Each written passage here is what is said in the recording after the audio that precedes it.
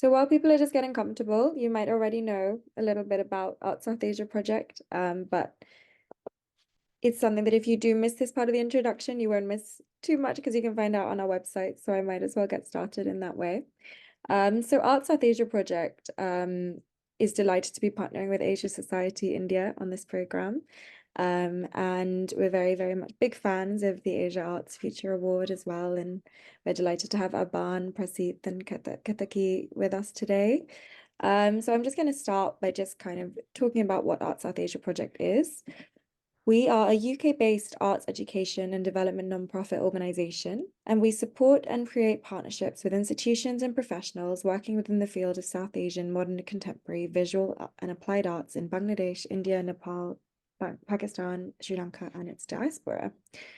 So one of the things that really drew us to kind of working with these Asia Society Future awardees for this program was something that Inakshi Sobti said, which is that these awards are a new way to understand South Asia and a voice we need to hear from a place we recognize but we don't know. I am not an expert on Asia Society, so I'm going to hand over to Ketki to talk a bit more about what the awards mean and a little bit of an introduction to Asia Society's work. Thank you, Mala, and thank you everyone for joining us today. My name is Ketaki Verma. I'm the Director of Programs at Asia Society's India Center. For those of you who don't know, we're a global nonprofit organization founded in New York with centers around the world that present critical initiatives and programs on Asia across the arts, culture, technology, business, policy, geopolitics, and the economy.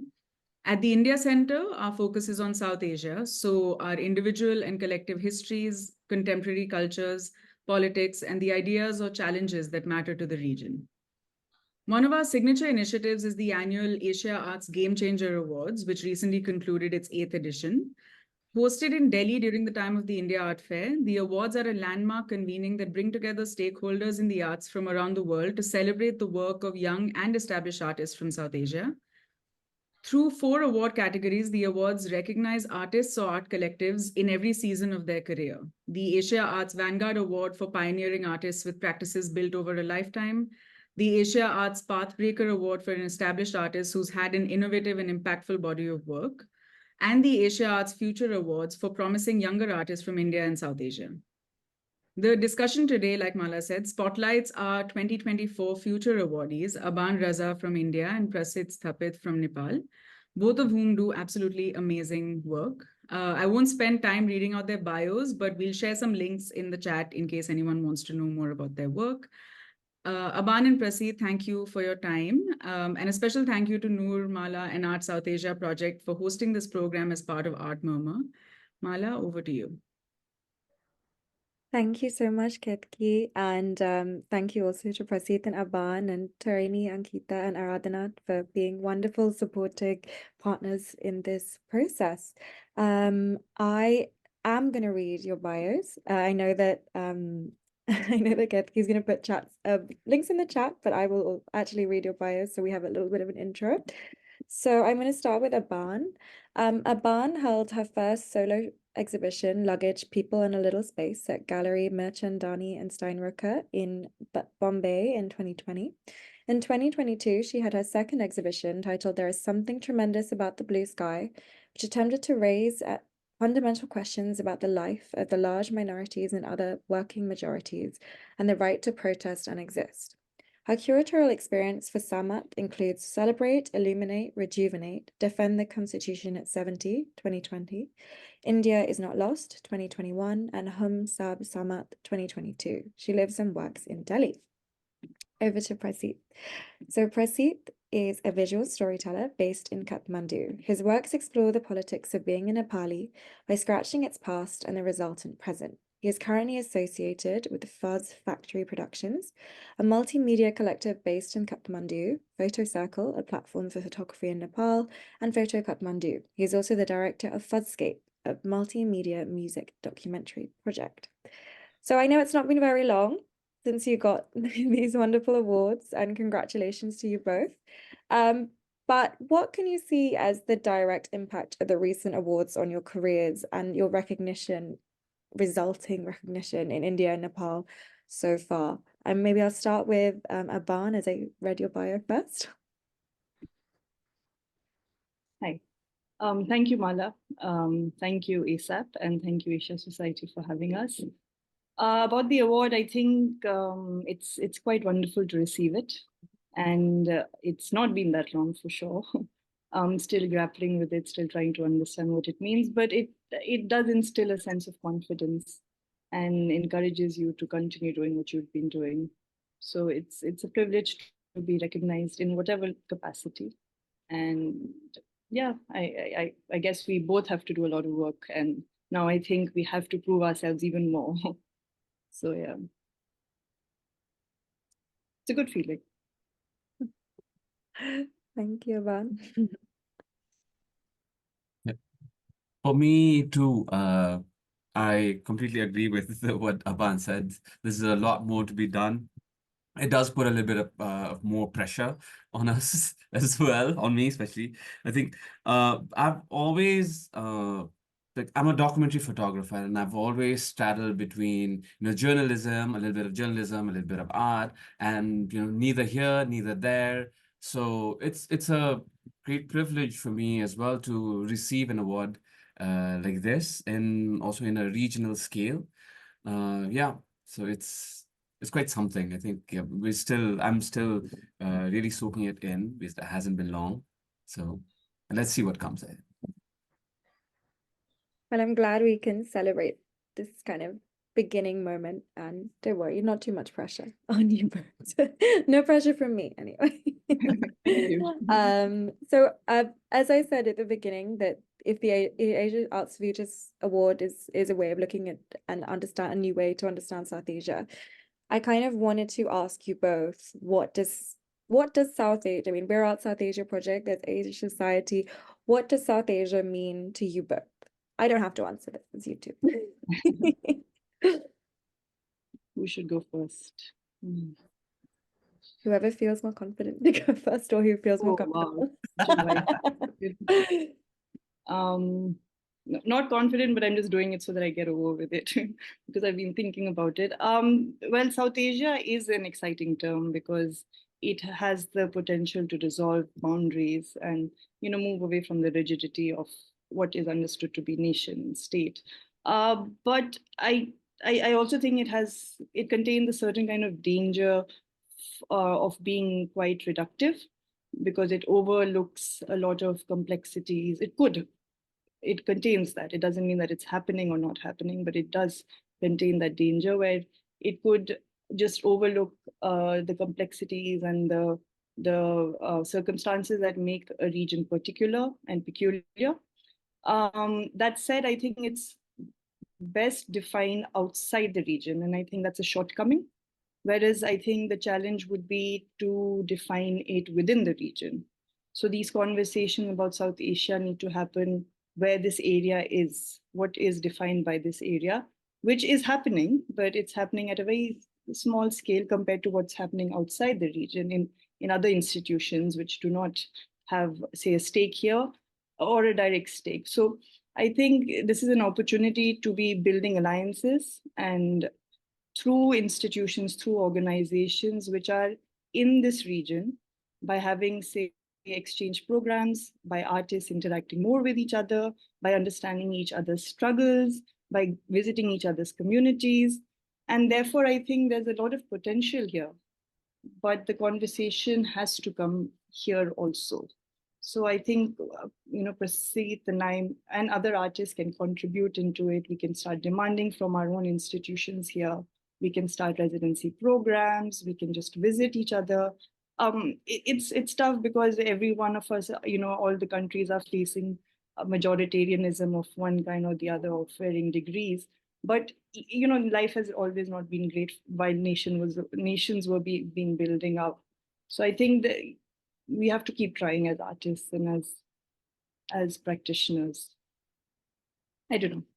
I'm still trying to grapple with the award and with what South Asia can mean. Both. Me, I'd like to borrow the term South Asia as one and not South Asia as two terms from Himalaya Association, because uh, it really captures this South Asia being a collective. And I completely agree with Aban when she talks about it. It might also become reductive. Like even within South Asian countries, let's say even within Nepal, there are so many multiplicities, language, religion, culture, and that obviously extends to bigger countries around South Asia. That being said, we have shared histories, shared cultures, India and Nepal more so. But like now, at a time when we have to be a little bit, we have to be, and we are a little bit skeptical of Western institutions, Western art institutions. I think it is high time and it is the right time to really have that collective, uh, like Aban said, no, this collective exchange Solidarity. and Sorry. really have, really put ourselves forward from within. I think, yeah. Yeah, build solidarities, Yeah. You should invite me over. Definitely. Invite you over. It's an open We can start the invitation. exchange right here. Yeah. Yeah. This could be the first episode of our Art Murmur. I love it. We've built a connect. Well, you already had the connection, but now you're building residencies to move Yeah. our programs. Yeah. But I really like that. And I mean, obviously, we are situated in London, but I am half Indian and Noor is from Pakistan, and because we work with all five, well, what we define as South Asia, as you say, how do we define it? I think definitely we're aware of our own big situation in the UK, but also aware of like everything that is kind of being generated is from the region itself. So it's like everything we can learn about what it means to be this collective region is something we need to learn from you guys being situated there. Because yeah, so I think it's really nice that you guys have fit that way, and I definitely really relate, Prasiit, to what you spoke about with Himal. As soon as I read your first interview, I went and read that article because I was like, I need to know more about this. So I would highly recommend everyone to go have a look at Himal as well about the South Asia definition, because I think it's a very useful way of looking. So obviously, Aban, you were for the India Award, so this question is not for you particularly, this is for Prasiit. But you were chosen as the South Asia Award. So as working as an artist in South Asia, but specifically in Nepal, it'd be really helpful for you, for all of us actually, to have some more background about the Nepali arts ecosystem that you're working within and the growth that we're seeing with platforms like Photo Circle, like Nepal Picture Library and Kathmandu Triennial. And yeah, so I mean, I'm not going to say everything that you're going to say, but it'd be really lovely to hear from you on that.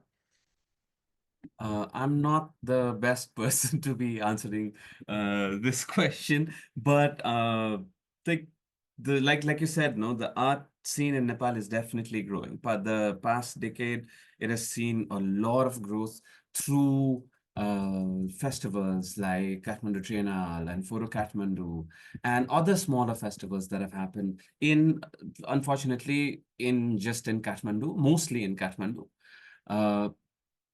As the scene grows, there are artists and curators who have crossed boundaries. There are Hitman and Silasha have been curating for other festivals around the world, and there are other artists who are really showing work in different parts of the world and also different parts of the region itself.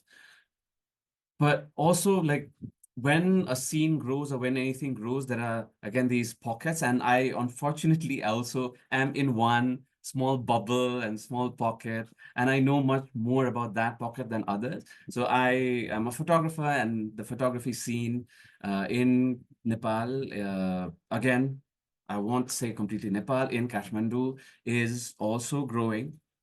There have been again exhibitions over Photo Kathmandu is considered, as this really beautiful gathering of photographers and visual storytellers. So it's been really nice to have that kind of an ecosystem in Kathmandu, and that really boosts our like like really encourages us, so that, yeah. So for me, it would have been really great if I could speak more about the other art ecosystems and the overall art scene in Kathmandu, but unfortunately, I'm not there yet. No, you've done a great job. I did not expect you to give us the whole lecture on Nepali arts ecosystem. But I think what you said about the photo circle and about being situated in communities brings me really nicely onto the question. I'm going to ask Aban to answer it first. And obviously we've spoken about, well, in your introduction, I spoke about Samat. But it'd be interesting for the audiences to know what are the communities and collectives you're involved with outside of your individual practice, and how does being involved in these communities affect your work both as an individual artist and also as a member of a collective? Okay. Thank you. Sehmat is this organization which was formed in 1989. Safdar Hashmi was a theatre activist who was attacked. His theatre group was performing, his theatre group is called Janam, which was performing in Sahibabad, which is an industrial workers' colony, 15 kilometers from Delhi. And they were attacked while they were performing the play called Halla Bol, which means speak up. And that there were two deaths. One was Safdar Hashmi, and then there was another migrant worker called Ram Bahadur. So once the next day, this happened on 1st January 1989, and then the next day, after 3 days, 4th January, I think Janam, the other participants returned to the site and finished the play. So this basically stated that freedom of expression was under attack. So this galvanized the nation. It got together intellectuals, artists, writers, photographers, anyone basically who was concerned and was sensitive to come together and mourn the death of Safdar Hashmi. And out of this resolve, out of this sadness, and there was a resolve that was made where Sehmat was formed in the following months. So Sehmat has been, I'm guessing, around 34 years, 1989. Yeah, 34 years it's been in existence. It's been run by artists. It is funded by artists. It's a collective which also includes historians, which includes academicians. It includes the progressive lot of the country, basically. That said, when in 1992, when the Babri Masjid was demolished, that was also a turning point for India. When the Hindutva mobs, attacked a building, and then it kind of paved the way for our legacy, which is now, being questioned or being rewritten. So Sehmat played a vital role, at least within the artistic community, to mobilize artists against that demolition and talk about the idea which was envisioned by founders after the independence movement. So that's just to give you a background, because it has its own legacy. I have been involved with Sehmat since 2017. And the reason why I got heavily involved was because it was the 25th year of Babri demolition. And as a young person who didn't see the demolition, but was kind of studied it and knew how it's affecting India, I got quite involved in reading, studying, thinking. So Sehmat gave me that platform to do a one-day exhibition. And since then, I've been with them. It's a very nice collective. I've done about 5 exhibitions with them. We are a team of people who work. Anyone can come and do any meaning. You have to discuss it and all of that, but anyone can come and propose something, and we tend to work together. The latest one actually is happening right now, called Moment in Collapse, which is curated by Gigi Scaria, who's an established artist. And this is, I think we wanted to do one big exhibition and one very political exhibition before the 2024 results, while the elections are on. Again, in order to say that this is the artistic community of India, and this is the kind of show that we want to do, an exhibition that we want to do, where we do not particularly agree with how this country is heading, in the direction this country is heading in.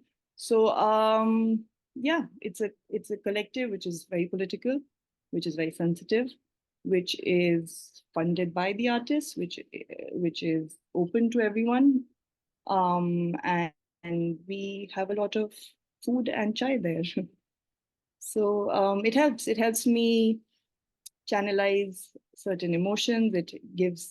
It helps me vocalize solidarity, and it helps me vocalize protest. It helps others vocalize solidarity. It's a coming together of a lot of people. So I think it's collectives are very important, and I'm very lucky to be part of it. Thank you, Aban.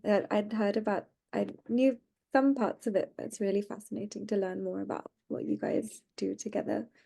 And Prasiit, would you like to talk a bit more about the collectives you're part of as well? And maybe, I don't know if they relate to what Aban was talking about, but could be interesting to learn a bit more if there are connections. I am primarily part of two sort of collectives. One is First Factory Productions, where it's a production house, but it's also a coming together of visual storytellers, visual artists, and musicians. So it was just a couple of because I grew up with musicians, mostly musicians, and most of my friends are musicians since childhood. And it's just coming together, we started out as making music videos, but then slowly we've done other commercial ventures as well. But for me, the most important part of the organization, the collective, is Fuzzscape, is this. So like I said, no, musicians and me as a visual person coming together, and we wanted to explore the country and listen to music and make music. So a couple of musicians, friends, we got together and started going to different parts of the country, collaborating with local musicians, local artists there, and making a documentary of this process, and also coming up with a song in collaboration with the artists, the local artists there, and also a music video. So it's up on YouTube. There are like 7 episodes. So that's one. And another is, I talked a little bit about it before, Photo Circle. Photo Circle has been in existence for, I think, around 16 years or so. And I've been part of it since 14 years, I think. So it's a platform for photographers, for visual storytellers, to learn about photography, to learn about different kinds of photography. It does workshops. It does. So it started out as just a monthly photo screening sessions, because there wasn't any platform like that. And then from there, Photo Circle thought, like, all the photographers have been shown. Now, how do we generate more photographers? So let's do workshops. So I joined one of the workshops in Photo Circle, and then that's how I grew as a photographer. And we started doing workshops, and then there were no spaces to show workshops. So we started distributing it to newspapers, magazines, but then publication also came forward. So there have been a few publications from Photo Circle. And there were through workshops, there were a lot of photographers, and we thought we need to exhibit. So exhibitions, and maybe something bigger. So a festival came about. Photo Kathmandu came about that way. I'll talk a bit about Photo Kathmandu as well. And then also, because the history of photography is not very old in Nepal, and it's not documented well, the history of photography, if we look back, is most only of kings and the aristocrats, and that's about it. So Nepal Picture Library came about to talk really about the normal people's history with photography, and normal people's history through photography. So collecting photographs from families, from friends, So I gave photographs from my family albums, and then I asked some of my friends to give, and then that's how it started growing. And now it's this really big collection of history through photographs. Now there have been and it's also producing history. The Feminist Memory Project is a culmination of the Nepal Picture Library and collection of these photographs. It's collecting a history of the feminist movement in Nepal, a collective feminist movement, and not focusing on one or two big people. And also the photographic history of the Dalit community in Nepal. So everything through photography. And what can photography talk about a nation that does not have a very long history and relation with photography? And yeah, I'll talk a bit about Photo Kathmandu as well. So Photo Kathmandu has really, since it started in 2015, and it has really grown now. We're slowly and starting to explore more also with other visual mediums. And is it possible to talk about photography, but not just about photography and other visual elements? Or how do we talk about things that we want to talk about through visuals and put it in the streets? Like, we started noticing when we did exhibitions that a lot of people don't come to galleries. The culture of galleries is not is very new in Nepal, again, in Kathmandu. So what if we take the gallery to the streets? So Photo Kathmandu is a lot about street exhibitions and about showing the things that we want to talk about and bringing it out in the streets and see how the people react to it. And it's been really successful. It's still an ongoing experiment. We keep on experiment every edition. And the next edition is 2025. Yeah, we have started talking about it, and yeah, more things will come soon about Photo Kathmandu 2025.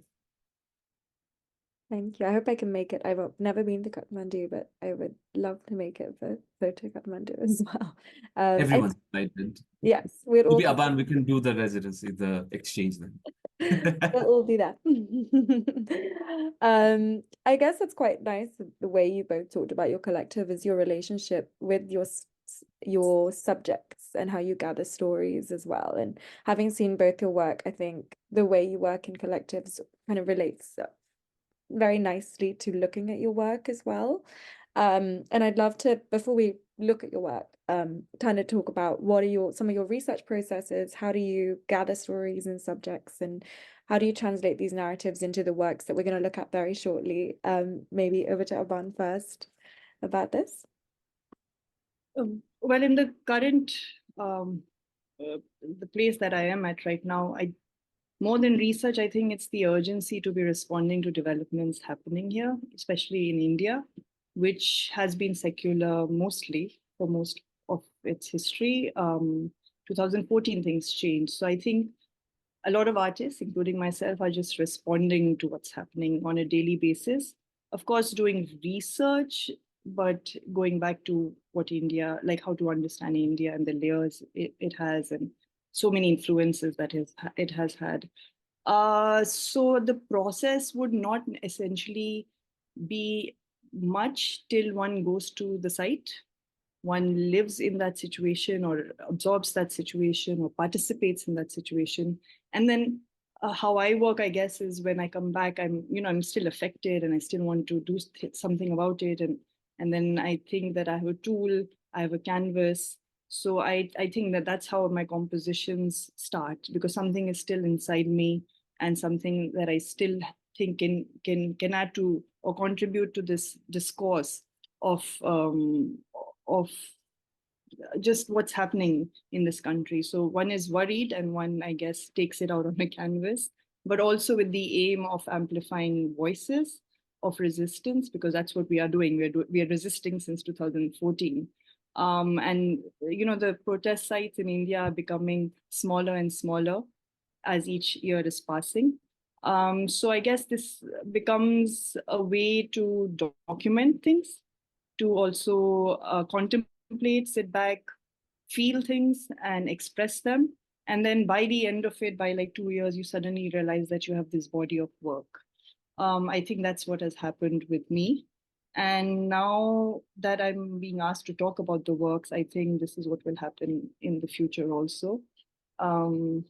It depends on our results, which will be announced on 4th June 2024. if there's time to do a lot of research, I'll get back to doing research, but otherwise I think we'll just be responding to situations. Doesn't make me seem very like wise and all, but I think I've learned a lot with that process.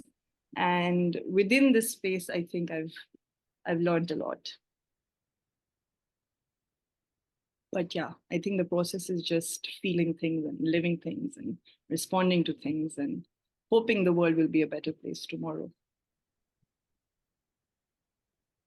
Yeah, I don't think wisdom is just researching. I think wisdom is definitely you having the tools to be able to react in such an immediate way. I think that's another wisdom. So I don't think you should look at it as No, being so research is a very Yeah. because it's a discipline and it's Yeah. quite wonderful. But I don't think any one of us have had the time. Of course, research people do research, and one also has studied the idea of eating beef in India while making painting about it. So it's not that one is not reading material, but Yeah. I guess you're just so busy responding all the time about food cultures of India. You have to keep defending it. You have to keep speaking about it. So it just becomes a little overwhelming. Yeah. But that said, the process is, I think, just urgently responding to attacks. Yeah. Thank you, Aban. That's really generous as well with talking about these emotional kind of subjects as well. Prasiit, would you like to, obviously your immediacy is your tool is more immediate than Aban, and but it's interesting to know how you work and maybe it's how you respond, and maybe it's not research, but in the same way to what you see and how you respond to these things. For me, it's I think the opposite of what Aban is speaking about. Even though my tool is more immediate, I speak mostly about history. I like now for my the past few projects, I'm talking more about history, but how it affects also the present and how I personally respond to it in the present. So like different projects, the process has been different. For my earlier work, change of course, I just went there. I knew about this place. I'd heard about this place, the history of Susta, this small village, Mala, which was a few photos from that project as well. So I just knew about this place and then thought, hey, I should go and see what it is because I'd never seen images of it. I just heard since childhood. Nepal has gone through a lot of political, like the past few decades, there's been a lot of political turmoil. It still has, but it's not a stable country. It hasn't been since I was born. So, so that also, the name of Susta, this village I visited, I've heard of this since I was a kid. Like every opposition party, whoever that might be, would bring that up because that was a very politically, there's a border dispute between India and Nepal in that place. So this tiny village with a border dispute, the oppositions would, to rile up the masses, they would just throw that name. And I'd never seen what that place looked like. There'd never been photographs of it or video of it, or I'd never read interviews of people there. So I just thought I should go and see. So I just went and documented that place for around 8 years. And later, for another project, I did, Nepal went through a war, for like a decade-long war. And that was from 1996 to 2006 when I was growing up. And I revisited that war through different lenses, through the epicenter of the war, in the epicenter of the war, and how that place is now and how people look at it, and also through the lens of music. That's my current project. And in that project, I've been doing a lot of research because there's a lot written about it. There's a lot of facts and dates and, events that occurred. So unpacking that and unpacking different voices that have written about this war as well. So yeah, that has taken up like desk research and reading about it and reading a lot of reports and articles and books about it. That has taken a lot of time as well. So yeah, different projects, different ways of looking at things, I think. Thank you. I'm gonna share screen. And actually, since you just spoke about Susa, maybe it'll be an interesting thing just to see those images before we move back to Aban's work. So might be a little bit of jumping in between images, but give me a second. Can everyone see my screen? Yeah. Okay, good. Let me just play slideshow. And then we can just flick through Aban. We're going to look at your work very shortly. But Prasiit, please let me know where we can show these images you're talking about. Where do we start with them? Yeah, we can. So this is from Change, of course. Okay. So it's a small village with it has a Muslim majority village, which is sort of rare in Nepal. But this is like not these are from another project. I think Sorry, might just tell me when I should go to Sustar. I think we can just go ahead. Oh, this one. This one? Back. Yeah. Okay. Oh, I forgot to mention it. In addition to being a politically disputed place, it has also, because it's politically disputed, there's a lot of erosion that happens because no development works can happen because it's disputed. So there's a lot of erosion that has happened in the past 40 years of it being disputed. Yeah, I think these two are the photos that I sent. This and the next one? Or no, we can these we two? can move ahead and yeah. These two are Sustar. Okay. No, that's No? also not. Okay, well, this one is. We got a picture of what you were talking about, but we will come back to them, of course, in the course of the conversation. So I'm gonna go to you, Aban. If you could give us a little introduction to your technique and process of working from photographs to painting. So tell me where you want to start, on which image. Yeah, we can just start anywhere. Yeah. This is Pengavan, which is in Madhya Pradesh, and this is the site before the Kisan Andolan, the farmers' agitation I had visited. So this is actually in 2020 I've painted it, which is, it was the agitation where the farmers had occupied the borders of Delhi hadn't started. But anyway, I was still contemplating about the working body, the laborers, the women in the field. And this was just, one was just traveling through Madhya Pradesh and came across this site. And I came back home, and after a few weeks, I think, or maybe months, I started painting it. So I don't take photographs to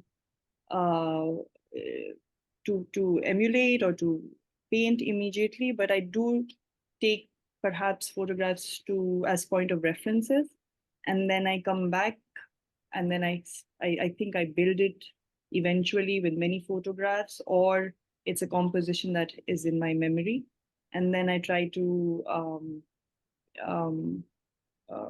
build it, meaning build it on the canvas, and then introduce certain elements here and there. So this is actually something that I've created with multiple different within the same field only, but multiple activities happening. So essentially, it's not one shot, if I can use the cinematic word, but it's these different women working at different time while I was just hanging there.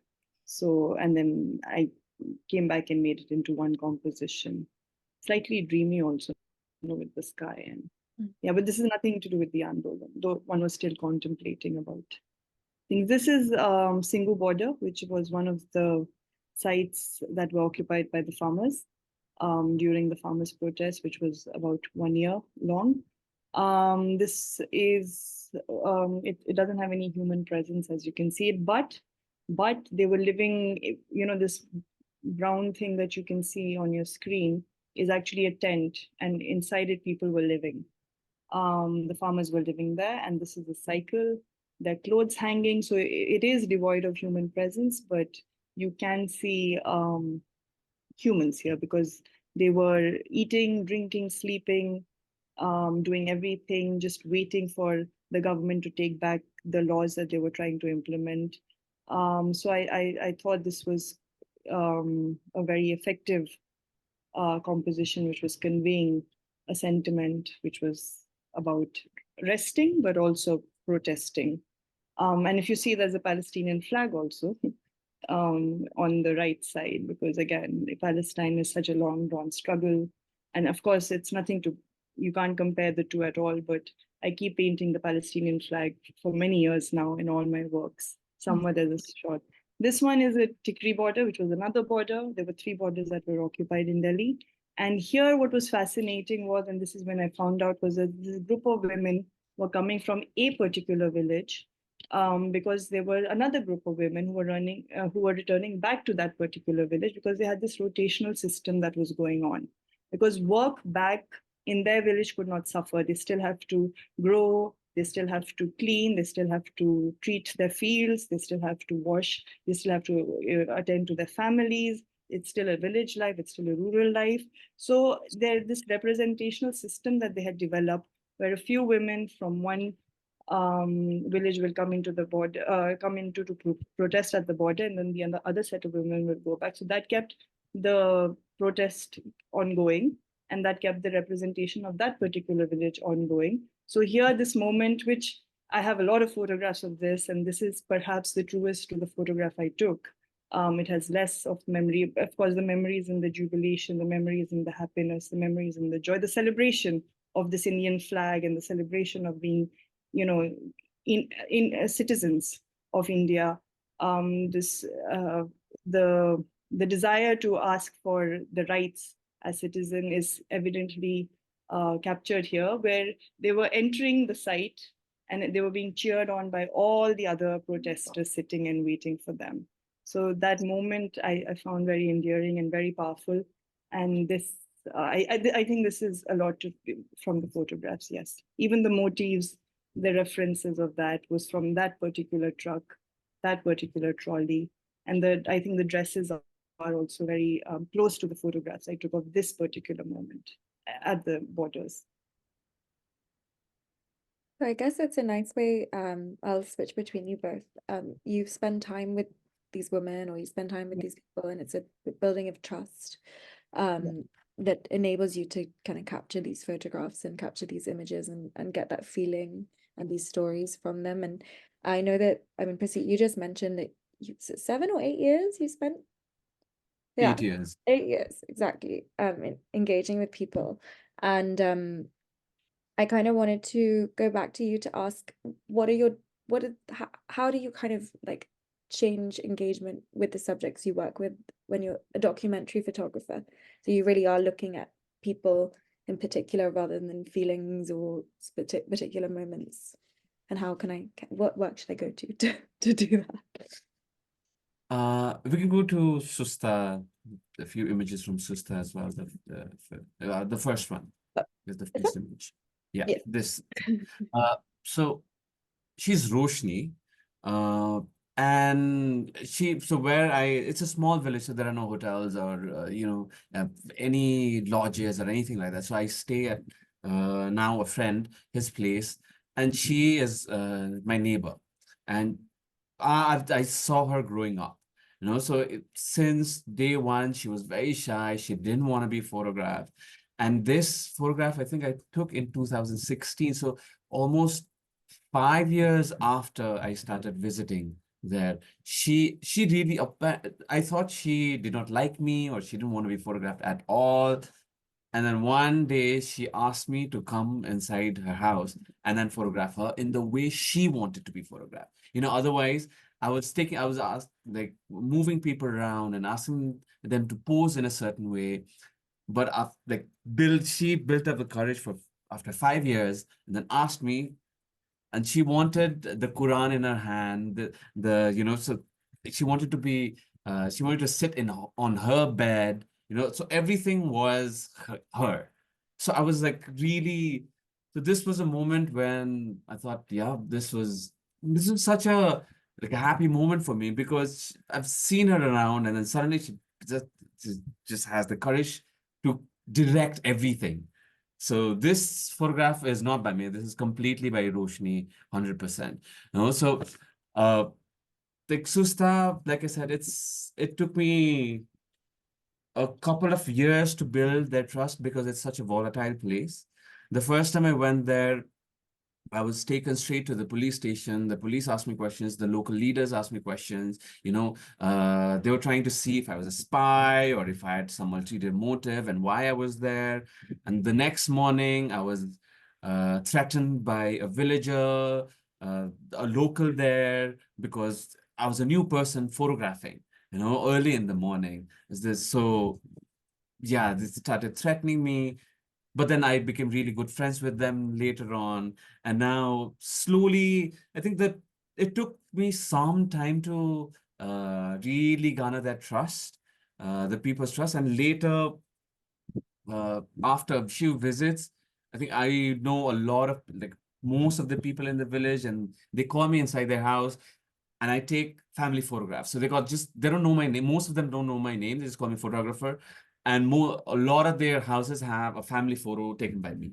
So it's just like a very proper, I don't use them, most of them, for my project, but it's just something nice that it's like an exchange, So it really, for me, it helped me build trust. And for them also, it was this, I met a few people who had never seen themselves on paper, on a photograph. So it was something new also. So yeah, so that was change, of course, that was Susta. And then later on, I'll show you another photograph. Yeah, this. So this is also this is from Red is the Color of Spring. It's about the war, the decade-long war between the Communist Party of Nepal, Maoists, and the state. That ended in 2006. So it's almost 18 years since the war ended. And I went back, I started going back in 2019. So 2019, 2020, early 2020, so 4 years ago. So a lot of time had passed since the war. But still, there was the wounds hadn't healed, no. So for me, it was a lot about talking to these people. In Susta, it took me a lot of time to garner their trust. But in this case, I think the wounds were still fresh and no one was talking about it. No one came to speak to a lot of people, what they felt or how they're thinking of the war now. People just opened up. Like here, Ramkali and Tara Khadka had met them for 5 minutes and they started opening up. They started talking about what had happened to her father, her husband, was killed by the police. It just took me 5 minutes. And I said why I'd come there and I wanted to meet people who had been affected in that place. They just started, and then started calling other people who had been affected. So yeah, for me, different projects work organically in different ways also, I think. And this image is another chapter of Red is the Color of Spring. This is Moon Songs for Earth, where I look at musicians who are part of the Communist Party and who are responsible of spreading the dream of a utopian society, and the leaders, the top brass of the Communist Party, they gave speeches, they wrote statements and they wrote a lot of books. But it was these musicians who really conveyed them to the people. And one might think it's just propaganda, they're just spreading propaganda. But a lot of musicians I've talked to, they wholeheartedly believed that they could change not just Nepal, but the world. And it was their responsibility to change the world. This is Moise Shrestha. After the peace treaty was signed, after he saw what the state of the party, what the state of the country was after a few years, the Communist Party came to the mainstream. And the Prime Minister now is Prachanda, who was the chairperson of the Communist Party. But after he saw the state of the party and the country, he tore all his old notebook with all his songs because he thought he could not, like, these songs could not bring the change that he was hoping for and he fought for. No, it was these people were really, really dedicated and really gave their whole youth and whole life to the cause, but now it's their dreams have been demolished. Thank you so much. I really feel that sense of identity and specific stories of specific people in your work. And it feels, and I'm going to ask this as my last question because I know there are other people who want to ask questions. But ask Aban, I'm going to go back to your work about the kind of sense of anonymity is the word, yeah. And how do you kind of navigate identity, specific identities or collective identities in your work? And then after that, we'll open everyone up. It depends on work to work. Yeah. I've also been thinking about it quite a lot because some works don't have faces. But then again, that's also because of the time shared and the space shared. So here, actually, I did spend about 3 days in a row with these women. I kept going on and back and forth from, I live in Delhi, and this is also from, sorry, I should give a context. I just start talking, sorry. This is also another painting from the farmers' protest. Again, Tikri border, the one without the people painting. So it's no, sorry. This one, Tikri, is the one where they're entering the space in the trolley with the hand raised.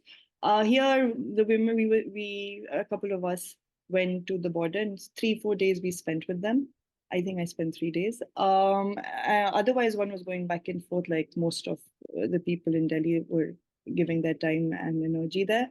It just depends, honestly, on how much time you've spent, the amount of photographs I guess I've taken, or the interactions I've had, or the faces that have left an impression. But more importantly, it also, here I was looking at the protest and also as a collective, because somewhere for me, and which I've also been thinking about, that they're all covered in this kambal, in this duvet, in this quilt that they have covered themselves. So this idea of just like snuggling in the cold, because they're also under the they're under the sun, under the rain, under the frost. So this idea of them snuggling together was, I think, the main thing. And of course, they're dancing and celebrating, and it's not a boring protest at all. They're keeping themselves entertained, and they're very proud of themselves. So here, I think it warranted certain features which I remembered. Here, the photograph, I don't have it because it's a night scene, and anyway, phone cameras don't really work. But I think I did justice, at least I can tell myself that, with this painting, where without the references of faces, I did it. Here again, it was on a top berth where actually luggage is kept, and I'm looking down. This, I think I sketched it in my notepad, because train and long journeys, you have that time to carry a notebook and to sit in, because you're also just like thinking about life, and you're wondering why one is doing what one is doing. So in that contemplation, you're also sketching. So this I translated from a sketch. So here again, there are certain features, but yes, it's unfortunately not. Oh, am I talking too loud? Oh no, okay. So yeah, it depends on this. There's a painting which I didn't share with you, because I'm also like, suddenly I'm finding it slightly problematic, is where there's just no face and there are these blank expressions. So I think I'm thinking about it, but anonymity is the thing. But I'm also then focusing on the public and the spaces they're occupying. But I'm also not only focusing on that. But it's a larger commentary on also how people travel and the state of public transportation, and critiquing a system through the paintings, through working, through contemplation, and through seeing the people's condition within these public spaces. So anonymity or identity, I don't know where it's going, but it's going somewhere. Thank you. I feel I've been asking a lot of questions, and your work, both of your work, is stunning and so rich, full of stories and histories. And I'm hoping that people will get a chance to kind of delve into it a bit more. I'm going to ask a few of the audience's questions. Just maybe we'll do 10 minutes or so of that, and then we'll wrap this up. And thank you both already so much for being such brilliant speakers and being so generous with what you've shared.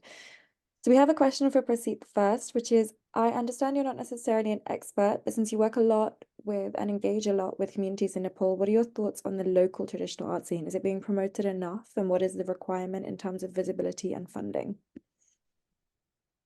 Local traditional art form? Local / traditional art scene. Can you repeat the question again? Sorry. Prasiit, I understand you're not necessarily an expert, but since you work with and engage with a lot of communities in Nepal, what are your thoughts on the local / traditional art scene? Is it being promoted enough? And what is required in terms of visibility and funding? I cannot speak about visibility and funding, but I think, yeah, I mean, it's slowly getting the recognition. It's slowly being promoted.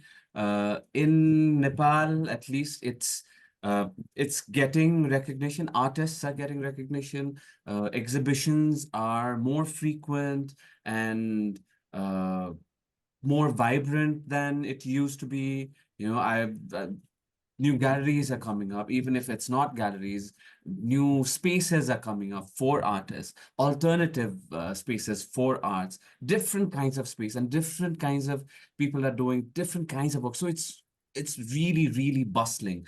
Kathmandu is a small place and everyone knows everyone. So you know things are happening, even if I'm in my own bubble, like I said, you know things are happening. No, so it's I think it's a really, really interesting time to be an artist in Kathmandu, and obviously it deserves more recognition regionally and globally, and slowly it's getting there, I think. Funding wise, I don't know. I think, yeah, I think we need to find ways also to support each other, uh, which hasn't really been happening. In some ways, there have been collectives that are supporting each other, like Photo Circle, like Photo Kathmandu, you know, but also, yeah, more collectives, I guess, more collective work also needs to happen that really pushes us, pushes each other to show work, to make work. I think, yeah, I think right now is, for me, the best time to be an artist in Kathmandu. Thank you, Prasiit. Aban, we've got a question for you. What made you take the journey with people on various modes of commute? You observed the space and people, and how has that changed over the way you, like, over the time you've been working? I think it's probably good. Oh, what made me? No, I travel and I travel like anyone else. I take trains, I take buses, I take the metro. I hate cars. I hate traffic. And I've been traveling, meaning since I guess I was born. And once I started painting, and I studied painting, then I did a lot of printmaking, then I wanted to go back to painting. So I think once because I was traveling in public transportation so much, I think it was a subject very dear and very spot on, meaning it's also life. And that became subject matter. It's also because I was a participant in this. It's not an outsider's view for sure. And then eventually it became about it being so crowded and tight, which then started making me think about the state of public transportation. So there's some commentary there also. That said, I still travel. I still take buses. I still take the train. I really enjoy sleeper class. Like there's nothing romantic about it. It's still a struggle, but there's nothing noble in what I'm doing or nothing extraordinary. But these images stay in your head, the colors stay in your head, the exhaustion stays because you're also exhausted while you're traveling long journeys. But yeah, I still haven't painted the metro because it's not that colorful, I guess, or that it's very serious. Buses aren't, trains aren't. So, I don't know if that answers the question, but I travel, full stop. Thank you. There's a question, you guys, you may not want to reveal your secret, but from the same person, you have both captured moments in time effectively. I would agree. What is your secret? How do you do this? Wow. You may not want to reveal it. There is no secret, at least Yeah. in my case. There is, you just keep working. You keep contemplating about the moment. I don't know. Does that work for you also? Like you're So contemplating for the thought, no, you're just like obsessed with it for a bit. Yeah, it just, I don't know. I don't even know if I've captured moment in time Yeah, effectively. That's, that's a grand assumption, yeah. yeah. But thank you. Just makes it sound very special. That's a Yeah. nice way, I guess, to. Oh, one more. Sorry, one more question. I was going to say it was a nice way to wrap up, but we have a bit of time. So, back to you, Prasiit, about so I'll read it again. Can photography reconcile people with disputed land by viewing it, or does this make it more volatile? It definitely does not reconcile people at all. You know, my work in a grander scale of policy, national level policy or local level policy, it did not, or it hasn't affected the policies at all. Unfortunately, I wish it did. Uh, but it hasn't. I don't think it will. Uh, but it was, I think I also did a small exhibition there as well. And that was such an interesting experience because the people there had seen family photographs that I'd taken of them. No, so it was just completely different than what I was exhibiting. These were overexposed photographs. These were like bright white photographs, sometimes where you couldn't even see the people's faces or see what they were doing. It was very new for them too. But there were a lot of questions. You know, they were asking me why someone was being portrayed that way and why I chose to do it that way. So that conversation, I think, was for me very, very fruitful. And that sort of, I would hope and I think that the friendship that has lasted with some of the people, not everyone, that has really, really been that has been strong. You know, so yeah, I don't think it changed the lives of the people. I don't think photography can really change lives of the people anymore. It did back then, I think, but now because everyone we interact with photographs so much that I think it has lost the power to really change policies, or change lives, or change, you know, the time that we're living in. So for me, I think we should really stop looking at photography in that lens, you know, that it will really change things and it will make a strong impact. I think it's different now, and then we should just treat it differently. Yeah, I don't know if I've answered your question, but it definitely did not make the situation more volatile or anything. I think we are maybe over imagining what the power of photography, but Yeah.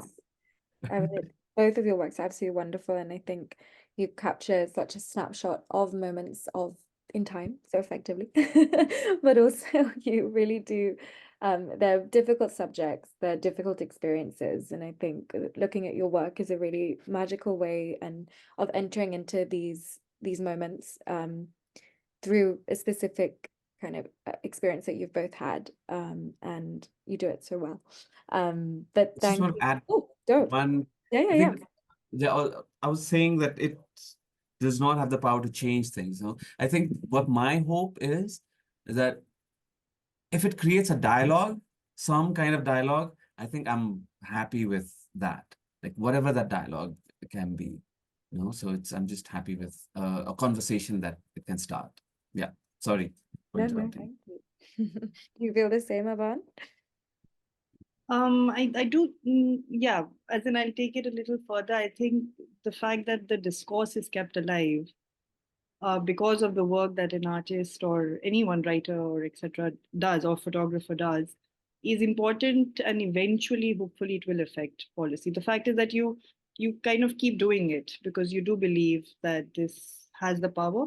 It might not happen immediately, it won't happen immediately, and it has never, I don't think, has happened immediately. But we have to continue believing that we have to keep, documenting, talking, keep talking, keep annoying the forces that are powerful, and keep demanding from them. And I think art, we are very lucky as artists, as art practitioners, to have the tools to do it, to perhaps be creative about expressing things as opposed to only writing about it in terms of reports, or which are also important, which have their role to, which also play a role.